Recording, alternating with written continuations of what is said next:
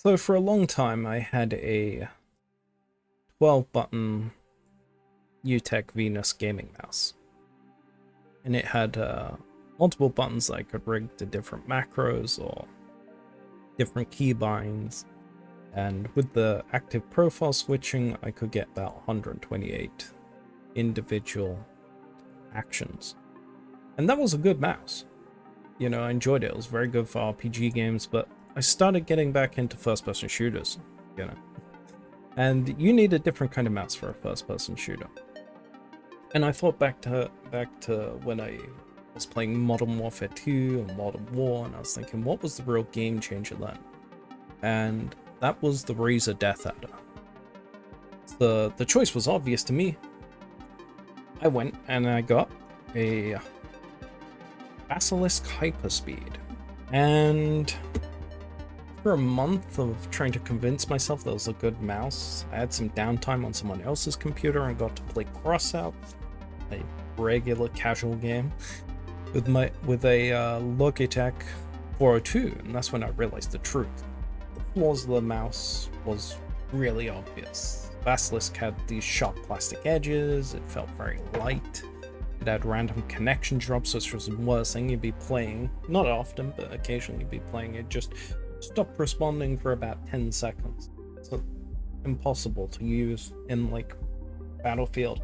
So at nearly half the price of Basilisk, I picked up the 502 Hero, which is a fantastic mouse. It was a no-brainer. But let's talk about an interesting issue with online gaming. Cheating. All encountered it. Cheating traditionally uses third-party applications that hook into the memory of your game, giving you an unfair advantage. Anti-cheats used to run alongside on your computer and catch, or at least in theory, try and catch the people cheating and ban their accounts. But with the advancements, now the cheats can be embedded in the devices themselves. I'm not talking about in the future, but right now. The potential of the 502 Hero, for instance, has built-in scripting mechanisms. Now this is a script I picked up from the internet, but you could easily produce yourself. And let's just give it a test in X-Defiant, because I don't care about being banned in this game, to be honest, although I am just doing it in a practice range where it can't affect anybody. And it has no detection of this, so I doubt I would be, but who knows. The reason I don't care about being banned in this is this game has awful hit detection on online play, but that's another story. So this is with the anti-recoil script. Now this is only vertical, but we could add in horizontal if we were so inclined.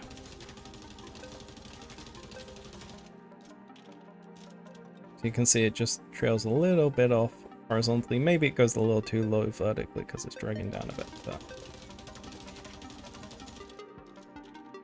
that's pretty good for like not having to move my mouse at all. Now let's turn it off.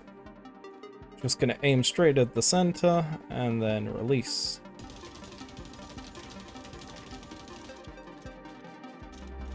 And look at the difference.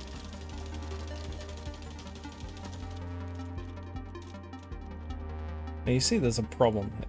Now you wouldn't even have to find like these scripts online. You could go straight to ChatGPT or any other decent AI software and get them to make the scripts for you. You could customize them to a T, exactly how you want, minimizing vertical, horizontal recoil, any kind of mechanics. Press down your right click button and then left to shoot, you'll activate it. You can even add in your custom toggles. Now this isn't just mice where we're having this very interesting hardware advancement, but for instance the Razer Huntsman V3 Pro keyboard is now allowing counter-strafing scripts. These scripts cancel the movement key as soon as the opposite is pressed. Now this is crucial to some games mechanics, like Counter-Strike for instance, where you need to be stationary for a split second to reduce recoil. So we're removing recoil spread patterns by automatically pulling down on the mice, and we're removing the recoil expansion by stopping the continuous movement at the drop of a hat. And the real question is, when does this sort of thing start ruining online competitive gaming? By removing all the mechanics that create skill differences, it just all becomes negligible. It's point and click. Who's the greatest clicker? And I think the integrity of online gaming is at risk. Perhaps in the future there'll be paired devices with the game that will have some kind of hardware registration in order to make sure the peripherals can't run these kind of applications. Because companies like Logitech are investing in this idea of a forever mouse. Now, I know they've already gone back on it, but they said a mouse with monthly subscription for integrated AI features. The only worthwhile AI features would be auto scripting. In other words, putting the cheat inside the hardware. And yes, people would pay a monthly subscription to that. Given they owe nothing but to their shareholders, it's very likely this may be the case, and if they don't do it, someone else eventually will. I've adminned a Conan XL server for a friend, and I know the extent people will go to cheat. They will pay for them, they will DDoS servers, the links are unbound, and they'll cry about it afterwards. So while Logitech now has disavowed the idea of a subscription, it makes me wonder how long until someone integrates a learning script assembling AI to completely overcome game mechanics, learning alongside your playstyle, being entirely undetectable, and will be utilized in online gaming. And it just leaves the question, are we entering into the end of the golden age of competitive online gaming? Hey, if you enjoyed the video and you made it this long, please like and subscribe. Trying to improve the channel, trying to make better videos. Tell me how it went.